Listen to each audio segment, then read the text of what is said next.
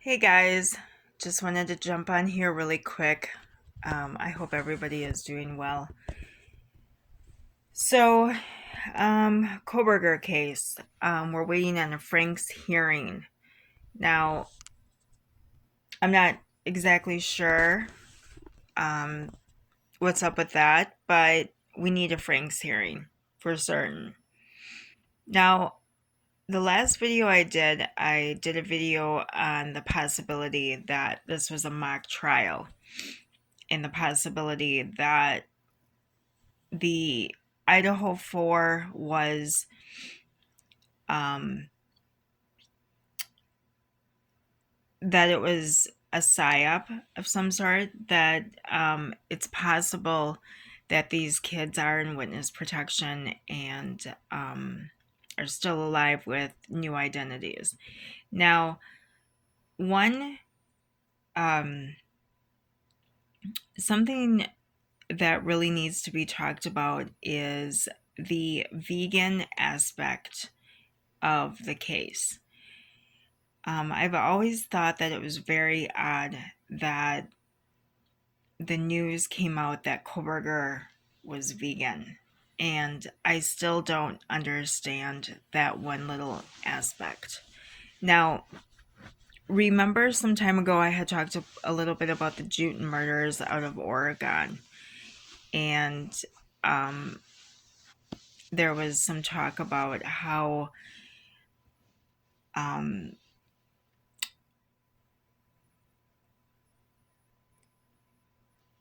one of the victims was vegan, Travis Juden, and um, that also kind of ring a bell for me for the Sandra Ladd case out of Washington as well. The fact that she also was vegan. Now, why is this important? I'm not exactly certain, but there is something I think that ties into this, and it is important. I just don't know exactly how it connects. How do these three cases connect, and why is there a common denominator of a vegan aspect or factor in regards to these cases? So that's one thing. Now, um, when a lot of talk has been going on about how the Aryan Knights are responsible for this atrocity, this massacre. I'm not saying that's completely not possible, because it very much is. Actually, it's very possible. I'd like to know like how Ann Taylor is going to put the Aryan Knights into sequence here. How is she going to mention that? It's not her job. I understand this too. It's not her job to find out who the real, killer or killers are in the case. It's her job to defend Brian Koberger and to get him off of this, to find him innocent, which I personally believe he is, and I totally believe he's a patsy in the case. So I don't, you know, this is one of the strangest, oddest cases that I have ever heard of, really. I mean, and I know, you think that as well, that it's completely just strange in so many different ways.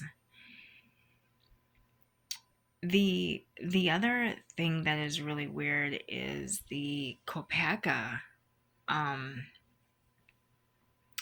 is Brent Kopaka, and that little avenue of what happened to him.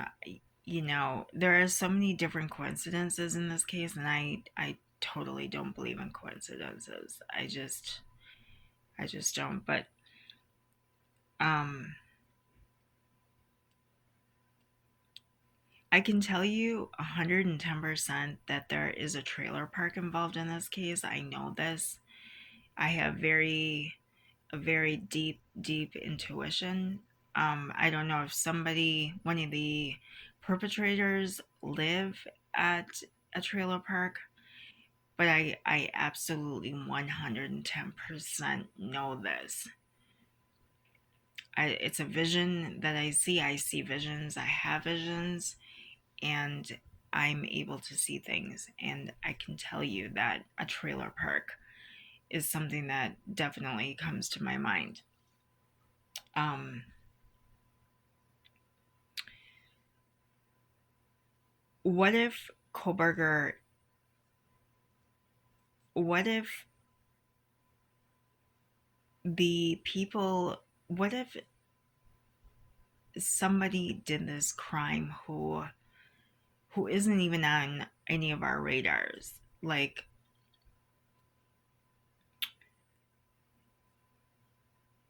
what if it's something different? What if it's not cartel or the area night relation? What if it's not related to anything like that? What if it's like there's a guy out there by the name of, what is his name? Thomas Newton, I believe. He's from Idaho. Did you guys hear about this? Um, just kind of look it up. It's weird. He I I ran into like an article somewhere, and I don't know if it was Reddit, but somebody said that he was involved in the Idaho 4, and he's actually the person who committed this crime.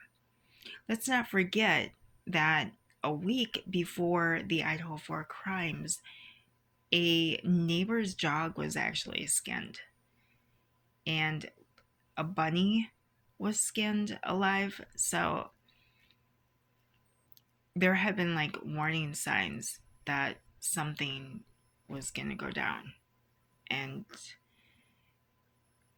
I kind of believe that Brent Kopaka knew that this was going to happen. Um, Sometimes I don't even think that um, he was actually murdered or killed, or however you want to look at it, that he was shot. Sometimes I think that he was in witness protection because he knew things that were going to happen. And um, something to do with his girlfriend's, what was it? His girlfriend's sister's boyfriend or something was a member of the area Knights. So I think he was being followed. I really truly do. I think he was scared out of his freaking mind, and he was being followed by somebody, and he was afraid to tell anybody about what was going on and about what was going to happen. So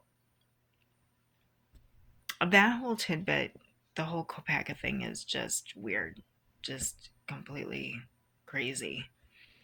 And in my opinion, it definitely has something to do with this case. And another thing, when John Judge, is it Judge JJ, um, said, instead of saying Koberger's DNA, he said Kopaka's DNA. So right there, that's very suspicious. So let me know what you guys think in the comments, and let me know if you're into um, thinking that the Aryan Knights actually did do this, or what your thoughts are. Thanks so much, guys. Have a great night.